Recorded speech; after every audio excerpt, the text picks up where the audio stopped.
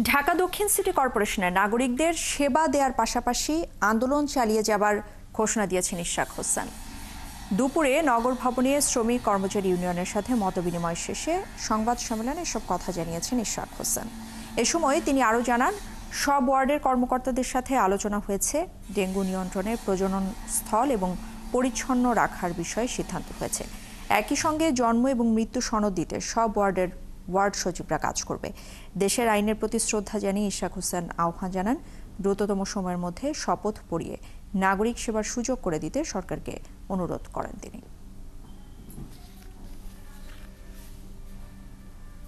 ডেঙ্গুর নিয়ন্ত্রণ করার জন্য যাতে আমরা নগরীকে পরিষ্কার পরিচ্ছন্ন আরও বেশি রাখতে পারি এবং কোথাও যাতে ডেঙ্গুর প্রজনন স্থল হয়ে না ওঠে সেটা নিশ্চিত করার জন্যে যারা মশক নিধনের সাথে যুক্ত রয়েছেন তাদের সাথে পাশাপাশি যাতে তারাও কাজ করে যায় এবং কোথাও যাতে পানি জমে থাকার ফলে এডিস মশার যে প্রজনন সেটি যাতে না ঘটে সেটি নিশ্চিত করার জন্য তাদেরকে আমরা দিক নির্দেশনামূলক বক্তব্য দিয়েছি।